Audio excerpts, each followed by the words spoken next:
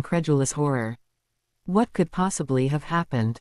He double-checked his muggle clothing, and edged up to an elderly woman who was watching avidly. He pegged her as a gossip. "Whatever happened, do you know?" he asked in unfeigned interest. "Ooh, that horrid Mr. Dudley has shot his wife and kidnapped his son and nephew," the woman answered with relish, and causing Severus' heart to drop to his feet. "They took Mrs. Dursley off to the hospital. She was in a bad way." "Did they see him leave with the boys?" Severus asked. Well, no, but they aren't at the house, and nowhere in the neighborhood. He must have taken them. She answered logically. Severus almost fainted with relief. He knew that Petunia had had an escape plan in place. With any luck the boys were on the way to Severus' home. He winced at the idea of the two boys making their way across much of England on their own, but at least they weren't in Vernon's clutches. Of course he needed to make sure they got away. Where did they take Mrs. Dursley? Severus asked as casually as he could. Surrey General is the closest. She answered, losing interest in him. Severus slowly cast his senses around the area. He had the necessary gift and power level to sense other wizards, and if he cared to expend the effort, he could sometimes identify them as well. Albus had thought that his ability as a legilimens aided him in this, that although he could not sense their thoughts, Severus could feel their minds at least dimly, and this told him that they were wizards, and if he knew them he could identify them. Severus was finally satisfied that there were no wizards present, so Albus had not been alerted as yet. The wards must still be up, so Petunia must be alive. Hopefully this episode would not prove fatal, but the longer she stayed alive and kept Albus unaware, the better. He carefully ambled away after extracting enough of an image from the old woman's mind to coordinate apparition to the hospital. The old woman had spent a great deal of time last year there with her late husband, so he went straight to the alcove of the chapel, luckily empty, so he didn't have to obliviate anyone. Severus wandered down the hall following signs to emergency services. An inquiry to a passing nurse revealed that Mrs. Dursley was just coming out of surgery, and directions to there were given. Severus wandered down the halls, wincing at the amount of noise that seemed required to stay alive in the Muggle world. He found the post-surgical waiting room, and a quick glance through the receptionist's mind while asking about visiting showed where the post-operative recovery room was. He ducked into a lavatory and waved a spell at his clothing, and soon had scrubs on that seemed to match what he had seen. Severus strode purposefully into the recovery room, and straight up to the stretcher Petunia was occupying. He picked up the chart and perused it while eyeing Petunia as well. He pulled the curtain enough to hide himself, and discreetly cast an avoidance charm to keep the doctors and nurses away for a bit. Petunia had several IV lines and blood infusing, but she still looked pale as death. The chart said the bullet had severed her liver. Not good. They had slowed the bleeding, but had been unable to totally stop it. Apparently they had to wait and see if her body could take care of the rest of the damage. Damn it. Even in the magical world such an injury was bad news. One had to hope they could get to a healer before they bled out. Potions would help, but they required a magical core to work with. A potion's mastery did require some healing knowledge, and Severus had, of personal necessity, learned more than actually required. Many times he had to take care of injuries inflicted by the Dark Lord on himself and Lucius. Severus did a quick scan. Her blood levels were alarming low, and the bleeding still slowly continued. He carefully cast a charm to encourage the damaged tissue to knit back together, but it seemed to not do a great deal. Another charm urged her bone marrow to make more blood, but it was very little against the loss she was experiencing. He cast a very mild enervate on her, and her eyes fluttered open. "Severus," she whispered, "are Dudley and Harry all right? I sent them off to you. They escaped Vernon, then. It's only been a few hours. They aren't at Spinner's End yet." He answered. She nodded slowly. "Vernon ran out and drove off after shooting me, and I told the boys to go to you. I'll find them and keep them safe. You rest, now." Severus watched her eyes close and then took down the avoidance charm and, keeping in his doctor role, told a nurse to give the patient more blood. Couldn't she see the levels were still low? Severus then apparated back to Spinner's End and paced irritably. He fire-called Lucius, and told the horror-struck wizard the tale, so he wouldn't have to be the only one worrying. Lucius flowed through immediately and joined him in pacing. "How long will it take them to get here? Should we look for them?" Lucius fretted. "I don't know how they are getting here. Bus, train, plane. I don't know where to look." Petunia said Harry was resourceful and clever. Severus grimaced. "If I alert authorities in either world, I'll risk losing them entirely." "I have people who can look discreetly," Lucius said. "I would give them until tomorrow." Severus said slowly. "I don't want the trail to be too cold, but Petunia had set up their escape. If they stick to the plan she had, all may be well." Lucius nodded and flowed back to Malfoy Manor, leaving Severus to fret alone. Vernon drove insanely fast to a liquor store, panting with anxiety. He ran in and grabbed a large bottle of scotch and went back to his car, mind racing. What happened? Surely he hadn't just shot Petunia. He gulped at the bottle, and fumed. This was the freak's fault, again. He sat in the car and guzzled most of the bottle down. He finally decided to drive home, wherever that was. It was his house, damn it, he could go there if he wanted to. He seemed to have trouble remembering where the house was, and somehow ended up on a busy highway, driving a bit faster than he should have. The curve coming up he misjudged and the car smashed through the guardrail, and flipped several times. It was too bad Vernon had forgotten the seatbelt. Vernon never made it to the hospital alive.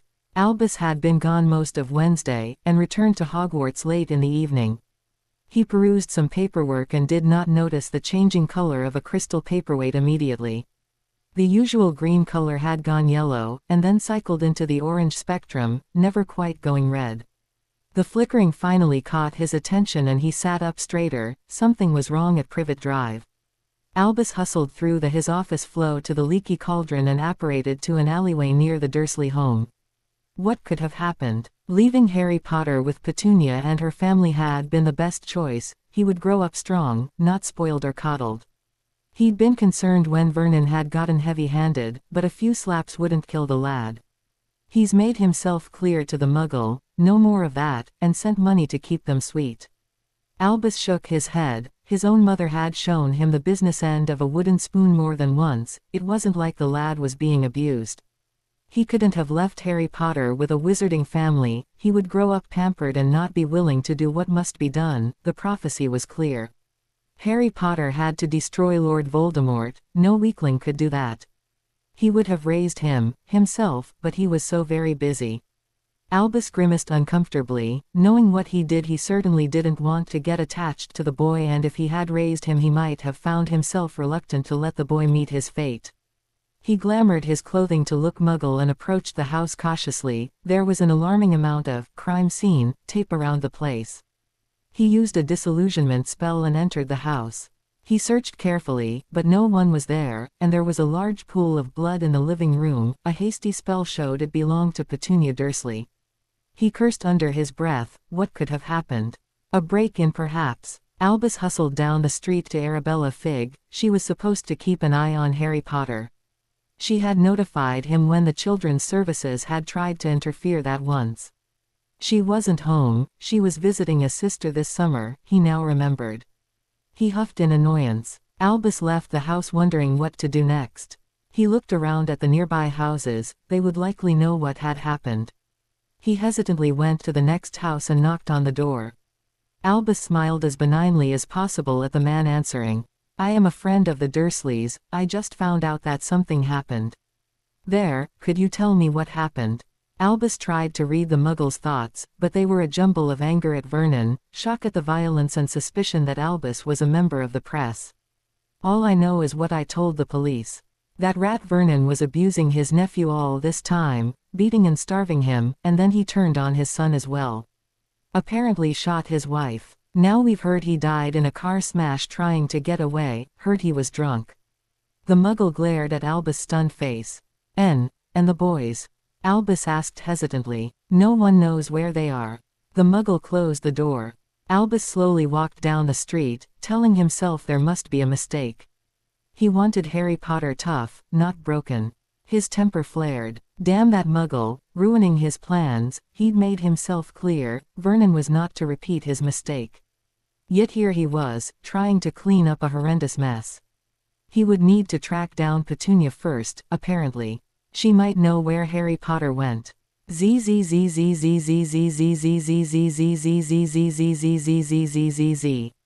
Harry and Dudley arrived in Birmingham late, almost midnight. There had been a brief stop and they had grabbed some takeaway there, although neither had much appetite. They approached the one-ticket office still open in the Birmingham terminal and got tickets for Liverpool. There was a late bus running that would have them there by early morning. The ticket lady had looked the youngsters over cautiously, taking in their bruised faces and their obvious desperation. She had gone ahead with the sale, hoping she was doing the right thing.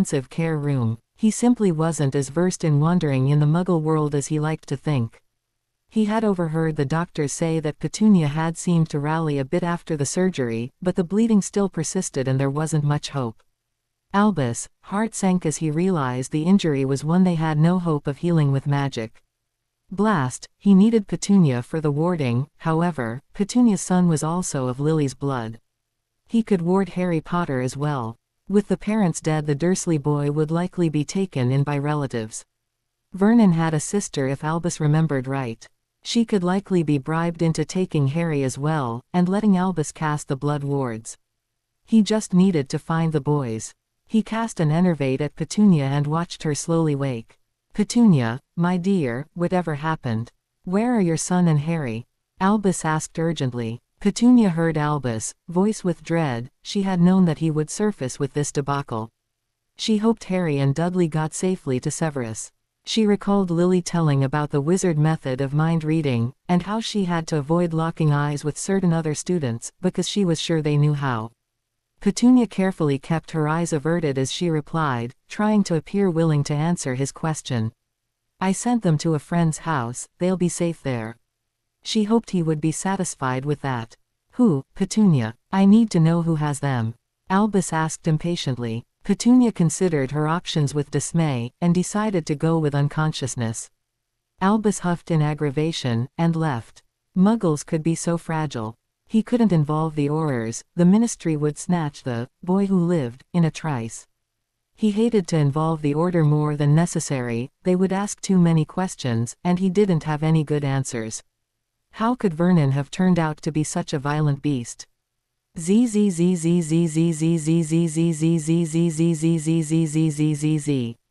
Severus was up with the sun, and ate just enough to keep the elf off his back. He sat, drinking cup after cup of hideously strong coffee. He didn't even pretend to read his research notes. If Harry and Dudley weren't here by noon, he and Lucius would start the search. His mind was a bit blank as to how to do that. There was a sudden knock on the door, making his over-caffeinated nerves jump. He sprang to the door and opened it, taking in the sight of two boys. His eyes flew to the smaller one's familiar green eyes, and almost wept with relief. Lily's son was safe. He felt his face move into an unfamiliar shape, A smile. It had been a while since he had had anything to truly smile about. "Please come in, I am very glad to finally meet you, Harry Potter. And you as well, Dudley Dursley." Severus drew the door open wide, and let them in. "Thank you, sir." Harry was relieved. Apparently Mr. Snape wasn't angry that they hadn't waited for them at Privet Drive. "Aunt Petunia told us to come here, like we planned." Dudley gasped a sob at the mention of his mother. Severus looked alarmed and handed the boy a vial of something. "It's a calming draught. I dare say you need it after the trauma you've endured." Severus gave the boy as sympathetic a look as he could muster. "I saw your mother yesterday. She was alive, but in truth she is not doing well." The boys nodded. They had expected as much. Dudley downed the potion without hesitation and got a rather odd look on his face, just before slumping over. Harry looked alarmed. "Was he supposed to do that, sir? He likely has felt so stressed, that the sudden relief made him faint. He'll likely sleep for hours. I'll take him up to the spare bedroom." Severus waved his wand, and levitated the boy up the stairs. He felt a bit of smugness at Harry's gasp of awe, and look of utter admiration. Harry followed him up carrying Dudley's overstuffed duffel bag, and sat it by the bed Dudley now occupied. Severus and Harry wandered back downstairs and sat at the small table, and Severus summoned Tinker. Harry yelped in surprise, frightening the elf. Severus introduced Harry and the elf. Tinker was, of course, ecstatic to be serving Harry Potter. Tinker's duties were explained, and Harry ordered some sandwiches and juice. Severus watched the hungry boy eat and considered the now spectacular bruise on Harry's face. It needed to be healed. He narrowed his eyes, but first he needed the abuse recorded. There were ways to chart injuries that had occurred in the past, and that would be done as well, but it was always better to have a healer see something like this themselves. "I'm going to call a friend over who will be helping us with legalities. He helped me furnish the place we'll be living at." Severus had resigned himself to the idea that he would likely be living at the Dragon Reserve with the boys at least until Petunia recovered, and if she died, permanently. He didn't mind the change. He had clung to Spinner's End long enough. With the dragons. Dudley really wants to see those. Harry perked up considerably at the thought of dragons. Severus nodded with a smile. Petunia had been right that the boys would be pleased with the dragons. Severus flowed to Malfoy Manor and informed the very relieved Lucius that Harry and Dudley had arrived safely. Lucius stepped through, and brushed off the soot. Harry had finished eating, and went over to stare at the fire that the wizard had come through. They had read about flowing, and fire calling, but it was still amazing to see it done the first time. He couldn't wait to tell Dudley. "Lucius, may I introduce you to my new ward, Harry Potter. Harry, this is my friend Lucius Malfoy." Severus made the introduction, hoping things would go well. Lucius was always unpredictable, and Harry was an unknown factor. "Very honored to meet you, Mr. Malfoy," Harry said in his most polite tones. Aunt Petunia had told him she had given Mr. Snape the guardianship papers when he visited. He thought it was brilliant that the man seemed proud of Harry being his ward. The Dursleys had always hidden him, and acted ashamed to have him around. "Very pleased to meet you as well, Mr. Potter." Lucius looked him over with interest. The scar was mostly hidden by the messy hair. He narrowed his eyes at the bruise. The nerve, that a brutish muggle would dare strike a wizarding child. Harry seemed well-mannered and was looking at him with interest, but no awe, as many did. "An ally well worth cultivating, then. My guardian said you were helping us. I want to thank you for that," Harry said quite seriously, impressing both Lucius and Severus further. "You are very welcome, Harry. My son, Draco, is your age and is a bit jealous that you will be living close to dragons. He's quite taken with the creatures," Lucius answered with a smile. Harry beamed back at the man. Mr. Malfoy had a son, a potential friend who would know all about the wizarding world. "I believe we will need the services of a discreet healer that will be listened to at any legal proceedings, and perhaps a lawyer," Severus intoned. Lucius raised an eyebrow, and nodded and moved to the flow and called the lawyer, and spoke to a very pricey and discreet healer's office. Severus was soon playing host to Lucius Malfoy's personal lawyer and a healer who had brought along a motherly Medowitch who tutted and fussed over a squirming Harry. We need evidence, in case someone tries to say the lad was not subject to physical abuse. Severus explained to the healer. And I need to know if there is any damage needing repair. I know he wasn't fed well. The healer nodded in understanding. The bruise was carefully recorded, and a spell cast to record any injuries and the general state of the health of the boy in the past. The healer and the Medowitch looked at the parchment that had recorded the spell. They frowned and glared at Severus.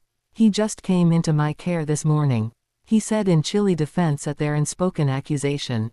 Well, he's had a few broken bones, but the number of bruises he's received from beatings are so numerous that they are just recorded in numbers per month. His state of malnutrition is worrisome. You'll be needing to see to nutritional potions. The healer looked aggravated that there was no one to yell at. The spell actually shows that the bruises are from beatings. The lawyer looked gratified at that, as he perused the guardianship papers Severus had produced for him. Harry had dug out the papers for Dudley from the goblin bag, and given them to the lawyer, as well. Lucius read some of the list on the parchment over the healer's shoulder, and paled a bit. He then glared out the window, wondering if it would be possible to smuggle Harry's uncle into Azkaban and toss him into Bellatrix's cell along with a few sharp knives. The Medowitch looked around. You said there was another boy to be looked at, Professor Snape. Yes, he's upstairs sleeping. At her look of anxiety he explained a bit coldly. He was in shock from having witnessed his father shooting his mother with a muggle gun. The Medowitch and healer looked horror-stricken at that. I, of course, immediately dosed him with a calming draught. He did tire of people assuming the worst of him. The Medowitch nodded, unfazed by his irritation. She trotted upstairs to take care of Dudley. She returned after recording and healing him. Great Scott, he's a good 40 pounds overweight. They both are in need of healthier diets. Yes, I am aware of that. My house elf will be given strict instructions. Severus answered resignedly. The healer and Medowitch finally finished up, after they spelled his glasses to fit his eyes better. The healer muttered about shoddy work. Harry looked around in amazement, and Severus snorted. Apparently the eye prescription had been very out of date. The healer gave copies of the parchments to the lawyer and Severus agreed to take the boys to see him again in a few weeks. They were soon gone, leaving just the lawyer. Well, how do you see this playing out? Lucius asked hardly. The answer had better be good. Albus had been gone most of Wednesday, and returned to Hogwarts late in the evening. He perused some paperwork and did not notice the changing color of a crystal paperweight immediately. The usual green color had gone yellow, and then cycled into the orange spectrum, never quite going red.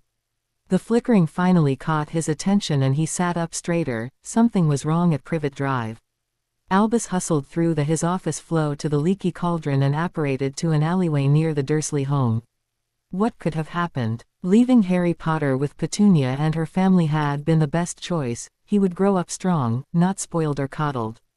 He'd been concerned when Vernon had gotten heavy-handed, but a few slaps wouldn't kill the lad. He's made himself clear to the Muggle, no more of that, and sent money to keep them sweet. Albus shook his head. His own mother had shown him the business end of a wooden spoon more than once. It wasn't like the lad was being abused. He couldn't have left Harry Potter with a wizarding family. He would grow up pampered and not be willing to do what must be done. The prophecy was clear. Harry Potter had to destroy Lord Voldemort. No weakling could do that. He would have raised him, himself, but he was so very busy. Albus grimaced uncomfortably. Knowing what he did, he certainly didn't want to get attached to the boy, and if he had raised him he might have found himself reluctant to let the boy meet his fate. He glamoured his clothing to look Muggle and approached the house cautiously. There was an alarming amount of crime scene tape around the place. He used a disillusionment spell and entered the house. He searched carefully, but no one was there, and there was a large pool of blood in the living room. A hasty spell showed it belonged to Petunia Dursley. He cursed under his breath. What could have happened?